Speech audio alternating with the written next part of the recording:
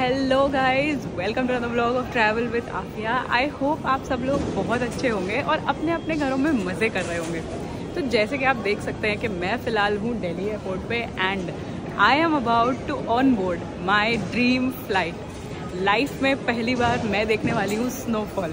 तो दोस्तों, इस व्लॉग में हम कुछ बहुत ही यूनिक चीज़ करने वाले हैं, ऐसी चीज़ जो मैंने आज तक कभी भी नहीं करी है अपनी लाइफ में। मैंने किया है श्रीनगर में एक अपार्टमेंट रेंट।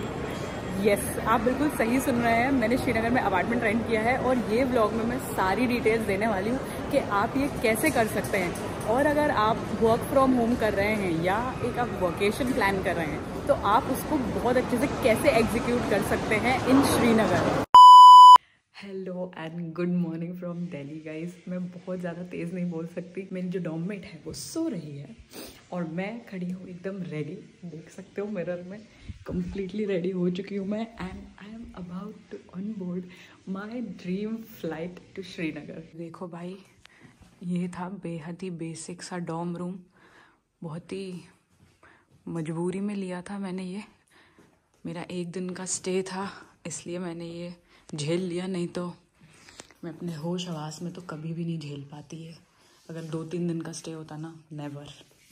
गाइस देखो, पूरा दिल्ली सो रहा है और हम जा रहे हैं फ्लाइट पकड़ने।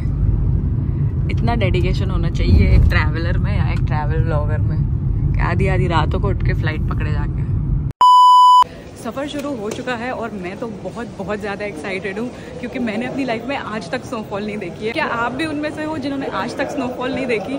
कोई बात नहीं, अगर नहीं देखी तो मेरे साथ देख लेना या मेरा व्लॉग देख के खुद अपनी नई ट्रिप प्लान कर लेना। इतनी ज़्यादा स्लीप डिप्राइव्ड हूँ मैं, लेकिन एयरपोर्ट पे आके पूरा मूड फ्रेश हो गया। इतनी बढ़िया कॉफ़ी खुशबू आ रही है ना, अभी मैं भी सोचूँ कि या तो मैं कॉफ़ी लूँगी या फिर मैं चाय लूँगी और मैं बढ़िया बैठ के एंजॉय करूँगी इस ब्यूटीफुल से एयरपोर्ट का व्यू। तो गाइज, मैं स्पाइस जेट से जाने वाली हूँ और मेरी जो फ्लाइट है वो है 8 बजे की, लेकिन बोर्डिंग टाइम जो है वो है 7:30 का और अभी बज रहे हैं ठीक 6:10। एक बहुत मेजर सजेशन देना चाहूँगी मैं कि जब भी आप लोग एयरपोर्ट आ रहे हो या फ्लाइट से ट्रैवल कर रहे हो तो एटलीस्ट 2 से ढाई घंटा पहले आ जाना, क्योंकि सिक्योरिटी चेक इन पे बहुत ज़्यादा देर लगती है। और इस बार तो कुछ अति हो गई, मतलब ऐसा लग रहा था कि मैं पैकिंग करके क्यों आई हूँ, यहीं आके पैकिंग कर ली थी क्योंकि ऑलमोस्ट हर चीज़ मुझे बाहर निकालना पड़ी थी जो भी मेरे हैंड कैरी में थी। भाई बोर्डिंग गेट्स लिखे हैं, हमारा 42A है तो हम इस तरफ जाएंगे।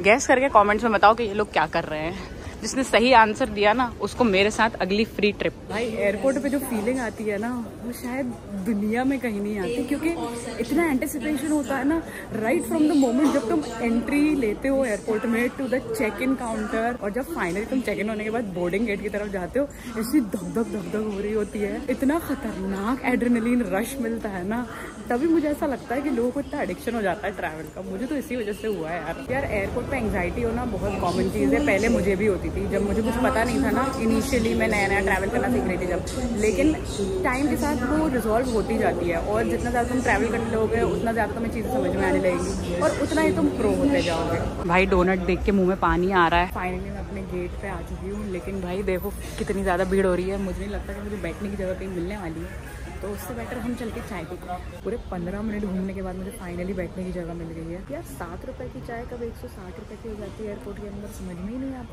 भाई बहुत ज़्यादा ठंड हो रही है दिल्ली में, देखो मेरे मुँह से धुआं निकल रहा है। देखो बस पे भी पूरा फॉग जमा हुआ है। This is crazy.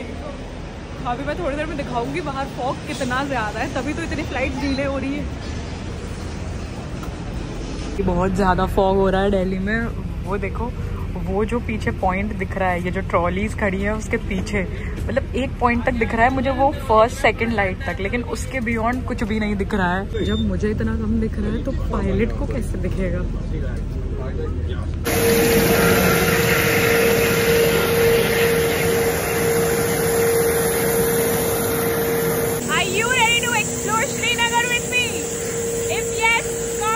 फॉग देख रहे हो कितना हो रहा है दिल्ली में। देखो फ्लाइट ने टेक ऑफ कर दिया है और नीचे कुछ भी नहीं दिख रहा है, पूरा वाइट दिख रहा है सिर्फ।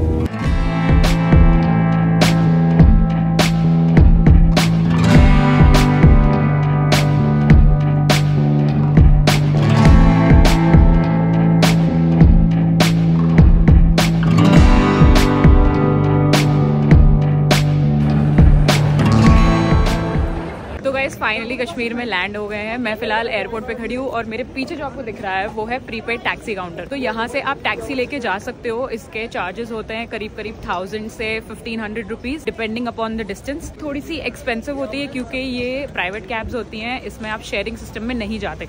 लेकिन एक शेयरिंग कैब भी होती है जो कि मैं अभी ढूंढने वाली हूँ कि वो कहाँ मिलेगी और फिर मैं आपको बताऊंगी। भाई बहुत ज़्यादा ठंड हो रही है, 2 डिग्री टेम्परेचर है और मेरे हाथ और मुंह दोनों जम रहे हैं बहुत ज़्यादा। बहुत तेज भूख लग रही थी मुझे, तो मैंने एक समोसा लेके पहले यहीं पे खा लिया। अब मैं जा रही हूँ शेयरिंग टैक्सी की तरफ, चलो मेरे साथ। शेयरिंग टैक्सी मिल गई है ओनली फॉर 200 रुपीज।